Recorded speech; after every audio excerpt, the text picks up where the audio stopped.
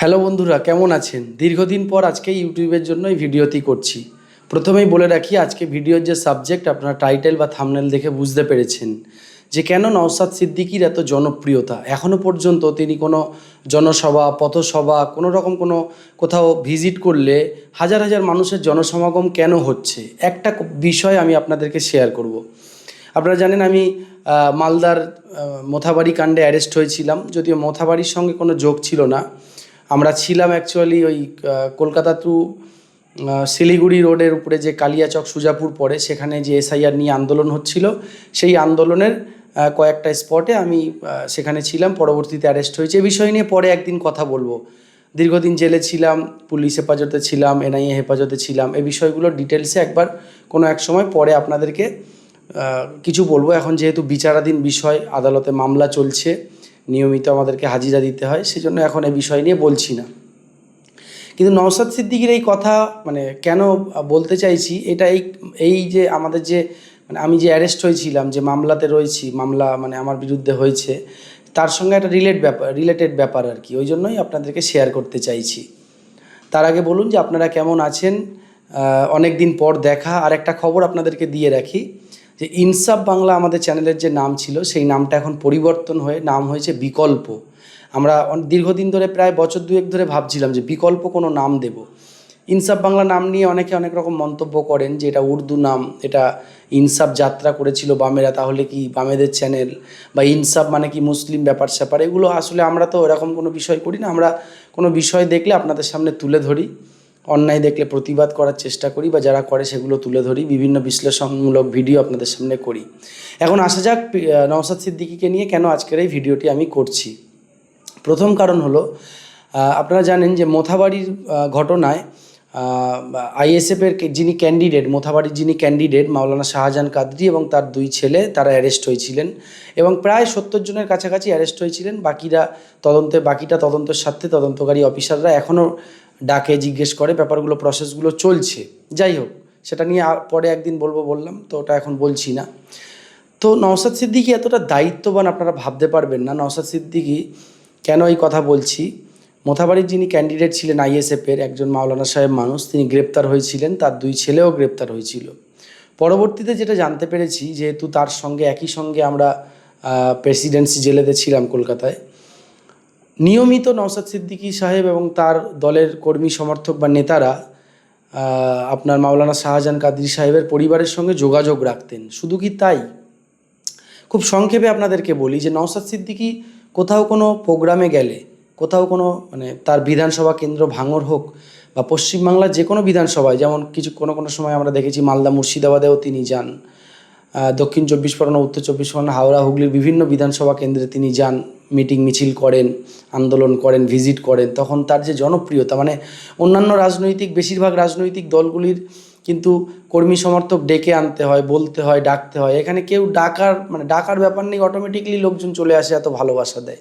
এর কারণটা কি? এর তো কিছু কারণ থাকবেই, কিছু তো বিষয় রয়েছে। আমি যেটা দেখলাম, এত দায়িত্ববান একজন নেতা, তার অনেক সমালোচনা আমিও আগে করেছি, আপনারাও অনেকে হয়তো করেন, অনেকে ভালোবাসেন কিন্তু সমালোচনা করেন, অনেকে শুধু সমালোচনা করেন, অনেকে শুধু ভালোবাসেন, সমালোচনা পছন্দ করেন না।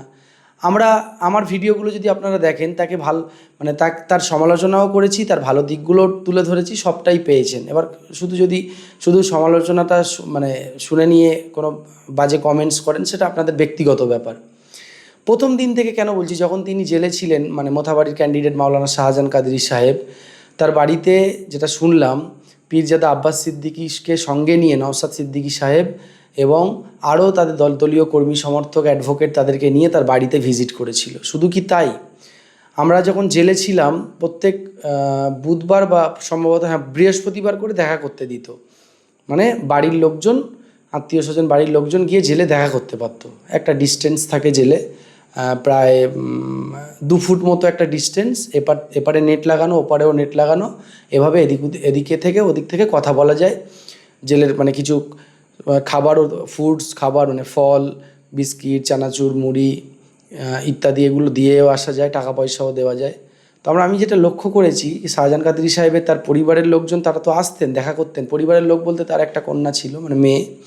সে কোনো কোনো সময় আসতেন, কিন্তু প্রত্যেক সপ্তাহে নওশাদ সিদ্দিকী সাহেব এক দুজনকে একটা টিম ঠিক করে রেখেছিলেন এনাদের কি কি প্রয়োজন জেলের মধ্যে, কি কি অসুবিধা সুবিধা দেখার জন্য।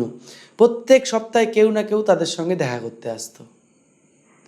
এবং মাওলানা শাহজাহান কাদরী সাহেবের মোথাবাড়ির আইএসএফ ক্যান্ডিডেট যিনি, তার পরিবারের সদস্য কেউ যদি মানে এখানে আসতো দেখা টাকা করতে, সেক্ষেত্রেও কিন্তু পুরোপুরি সহযোগিতা, পুরোপুরি যাওয়া আসা থাকার যে ব্যবস্থাগুলো করার, এগুলোও কিন্তু শুনেছি, খুবই ভালো লাগতো।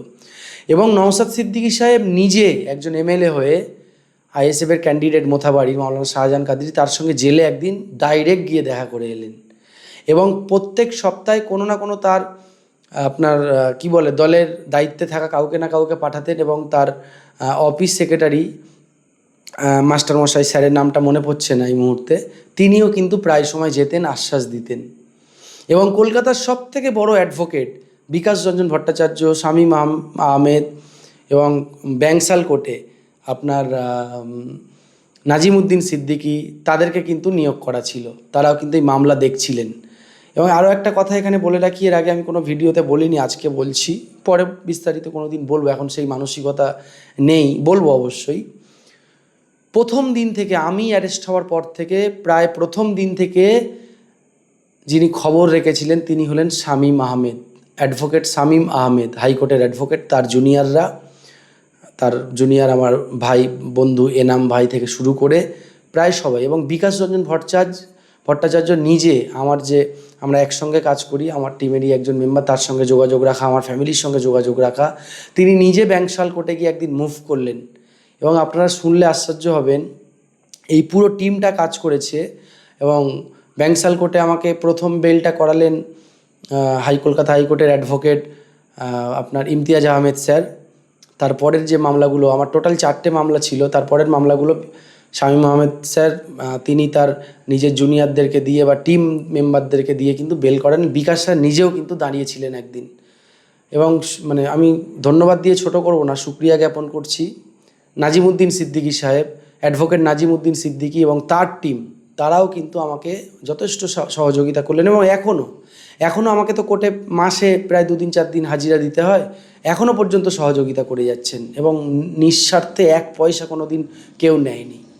এগুলো নিয়ে পরে বলবো, অনেক ডিটেলসে বলতে হবে, বুঝলেন? মানে এত বিশাল তাদের থেকে সহযোগিতা পেয়েছি, এটা সংক্ষেপে বলার বিষয় নয় অ্যাকচুয়ালি। তো আমি আপনাদেরকে ওই জন্য জাস্ট এই বিষয়টা উঠলো বলে যে কথা বলছিলাম, শাহজাহান কাদরী সাহেব এবং তার 2 ছেলে, আমরা একসঙ্গেই ছিলাম সেখানে।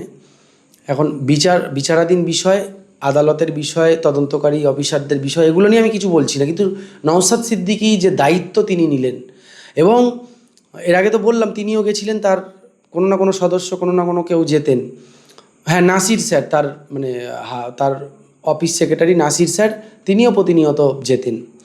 শুধু কি তাই, পুরো Bikash sir, Shamim Ahmed sir, Nazimuddin Siddiqui sir, এদেরকে, এই টিমটাকে দিয়ে মানে চেষ্টা করেছিলেন বেল করানোর জন্য। শুধু তাই নয়, বেল হওয়ার পর 3 মাস পর তিনি যখন বেরোলেন, ভাবতে পারবেন না, নওশাদ সিদ্দিকী সাহেব নিজে জেলে গিয়ে অপেক্ষা করে নিজে তাদেরকে রিসিভ করলেন, বের করলেন।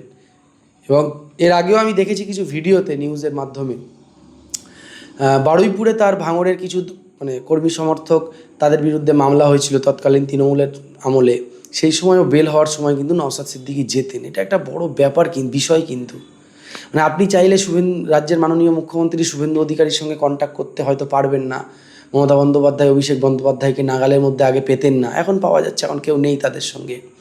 আপনি চাইলেই অন্যান্য কংগ্রেসের শুভঙ্কর সরকার, বামেদের মোহাম্মদ সেলিম বা মীনাক্ষী মুখার্জিদেরকে ডাইরেক্ট হয়তো পাবেন না, নওশাদ সিদ্দিকীকেও পাওয়া যায় না। আমি নিজেও ফোন করি, কোনো দিনই ফোনে তাকে পাই না। কোনো সময় তার জুনিয়র বা কলিগ বা পিএ কেউ থাকলে ফোন রিসিভ করে বলে যে হ্যাঁ ভাইজান আছেন, বিধানসভায় আছেন বা অমুক জায়গায় আছেন। নওশাদ ভাই সেভাবে কোনো দিনই হোয়াটসঅ্যাপের রিপ্লাই বা নর্মাল মেসেজ করলে রিপ্লাই বা ফোনের রিপ্লাই তিনি করেন না, আমার অন্তত করেননি। কোনো দিন আমি তাকে ফোনে পাইনি, কয়েকবার চেষ্টা করেছি, গত কয়েক বছরে কয়েকবার চেষ্টা করেছি, পাইনি। জুনিয়রদেরকে ফোন টোন করে, পিএ, ড্রাইভার, তাদেরকে ফোন করে, মানে যদি ইন্টারভিউ নেওয়ার হয় বা কথা বলার হয়, তাদের সঙ্গে যোগাযোগ করতে হয়। কিন্তু নওশাদ সিদ্দিকী যে দায়িত্ব নিয়ে যে কাজটা, মানে আমি বিশেষ করে এই মোথাবাড়ি ঘটনায় দেখলাম, আমি খুব অবাক হয়েছি, জানেন তো। প্রত্যেক বৃহস্পতিবার, মানে 3 মাসের মধ্যে কতগুলো বৃহস্পতিবার হয় ভাবুন। 3 মাস মানে প্রায় 3 4 12টা বৃহস্পতিবার হয়। 12টা বৃহস্পতিবারই নওশাদ সিদ্দিকী সাহেব কয়েকজনকে দায়িত্ব দিয়ে রেখেছিলেন, তাদের যা যা প্রয়োজন ভিতরে জামা কাপড়, খাওয়া দাওয়া, টাকা পয়সা সব কিছু দিয়ে সহযোগিতা করেছেন। এবং ঈদের সময় তার বাড়িতেও কিন্তু মানে শাহজাহান কাদরী সাহেব তার বাড়ি, তার পরিবারের সঙ্গে যোগাযোগ করা থেকে শুরু করে তার যা যা প্রয়োজন যতটা পেরেছেন তিনি তার মুখে মানে আমি শুনেছি। ঠিক আছে, তো এইটাই আপনাদেরকে শেয়ার করা যে কেন তিনি এত জনপ্রিয় হচ্ছেন, কেন মানুষ তাকে ভালোবাসছে। মানুষ তো এই ধরনের নেতাই চায়। নেতা এসি ঘরে ঢুকে গেল আর বেরোচ্ছে না, নেতা ফোন রিসিভ করছে না, নেতাকে বিপদের সময় পাওয়া যাচ্ছে না, যার জন্য কেস মামলা খেলাম তাকে পাওয়া যাচ্ছে না। যেমন এখন দেখুন শুভেন্দু অধিকারী সাহেব মুখ্যমন্ত্রী হয়ে গেছেন, কিন্তু তৃণমূলের সময় যারা বিভিন্ন মিথ্যা কেস মামলা খেয়েছিল বিজেপির মানে নেতা কর্মী সমর্থক, তাদের সেই মামলা প্রত্যাহার বা তাদেরকে সহযোগিতা করা বা ভাতা দেওয়ার যে ঘোষণা ইত্যাদি এই প্রসেসগুলো কিন্তু চালু করে দিয়েছে। মমতা বন্দ্যোপাধ্যায় না শেষের দিকটা খুব অহংকার হয়ে গেছিল, মানে আমিত্ব চলে এসেছিল, আমার রাজ্য, আমার আমার বাংলা, আমি এই আমিটা মানুষ আর সহ্য করতে পারেনি। এবং অভিষেক বন্দ্যোপাধ্যায়ের ওই যে কর্পোরেট স্টাইলে যে দলটা চালানো, মানুষ তার কাছাকাছি যেতে পারতো না সেভাবে। আমরা তো বিভিন্ন প্রোগ্রাম কভার করতে গিয়ে দেখেছি, বাপরে বাপ কী নিরাপত্তা। রাজ্যের মুখ্যমন্ত্রী যে নিরাপত্তা পেতেন, অভিষেক বন্দ্যোপাধ্যায় প্রায় সমান সমান নিরাপত্তা পেতেন। এই যে বিষয়টা মানুষ শুনতে পারতো না তাদেরকে সেভাবে। এখন অনেকে অনেক কথা বলবেন, আমি সমালোচনা করছি না বা বিরোধিতা এইসব বিষয় নেই, আমি জাস্ট বলছি আমার অনুভূতিটা বলছি। আপনার ভালো লাগতে পারে, খারাপও লাগতে পারে। শুভেন্দু অধিকারী দেখুন, এই সরকার পরিবর্তন হয়েছে, অনেকগুলো প্রশ্ন রয়েছে, অনেক কিছু প্রশ্ন রয়েছে। এই অন্নপূর্ণা ভাণ্ডার সবাই পাচ্ছে না, এটা নিয়ে ক্ষোভ রয়েছে। রেশন নাকি বন্ধ করে দেওয়া হবে বলছে সবার, বলছে দুটো ঘর থাকলে, পাকা ঘর থাকলে অন্নপূর্ণা ভাণ্ডার পাবে না। আরে দুটো পাকা ঘর থাকলে একটা ঘরে হয়তো স্বামী স্ত্রী মানে ছেলে তার স্ত্রী থাকে, একটা ঘরে বাবা মা থাকে, বা একটা এক্সট্রা ঘর আছে আত্মীয় স্বজন এসে থাকে, সে অন্নপূর্ণা ভাণ্ডার পাবে না, বা এমন বিষয়গুলো শুনছি।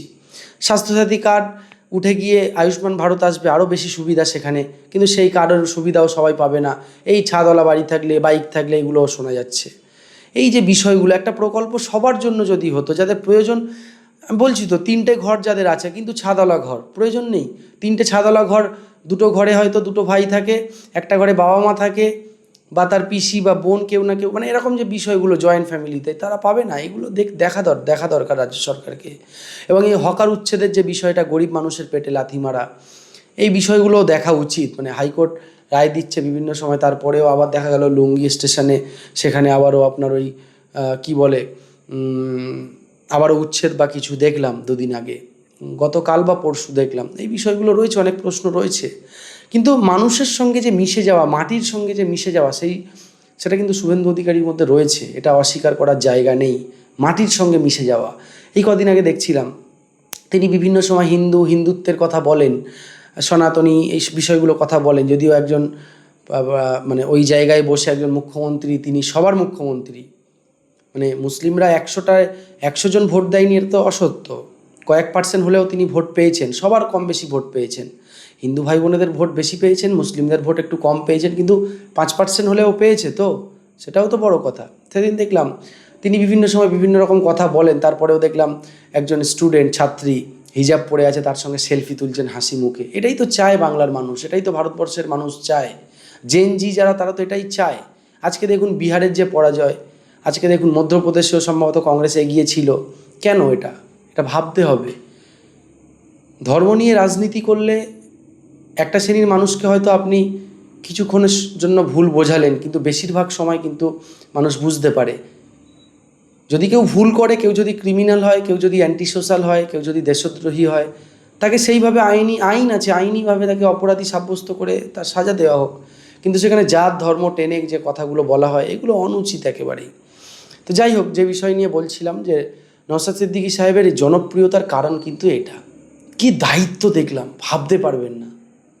আমি আমার বিষয় নিয়েও একদিন শেয়ার করব আপনাদেরকে, যে কেন আমি অ্যারেস্ট হয়েছিলাম, কার জন্য হয়েছিলাম, তার কি ভূমিকা, সে কিভাবে আমার পাশে থেকেছে কি থাকেনি, বা কী বিষয়, মানে কতটা আমার সঙ্গে কি আচরণ করেছে, কি বিষয়, এটা নিয়ে আমি বলবো আপনাদেরকে একদিন, সময় হলে একদিন বলবো। অনেক কথা, অনেক ক্ষোভ, অনেক কিছু আছে, সেগুলো বলবো একদিন আপনাদেরকে।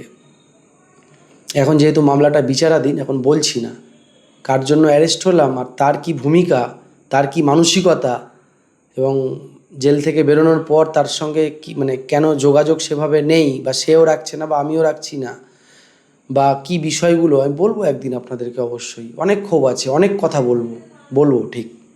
যাই হোক, নওশাদ সিদ্দিকীকে আপনাদের কেন ভালো লাগে কমেন্ট বক্সে জানান, আর যাদের ভালো লাগে না তারাও কমেন্ট বক্সে জানান।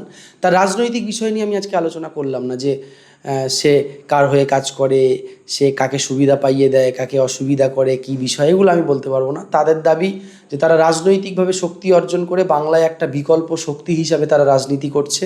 অনেকের কথা যে না, তারা কোনো একটি রাজনৈতিক দলকে সুবিধা পাইয়ে দিচ্ছে, এই বিষয়গুলো রয়েছে, এগুলো বিতর্কের বিষয়, এগুলো নিয়ে পরে আলোচনা করব। কিন্তু নওশাদ সিদ্দিকীর জনপ্রিয়তা কেন বাড়ছে, তার দায়িত্ববোধ, এটা নিয়ে আজকে আপনাদেরকে জাস্ট যতটা মনে পড়েছে বললাম।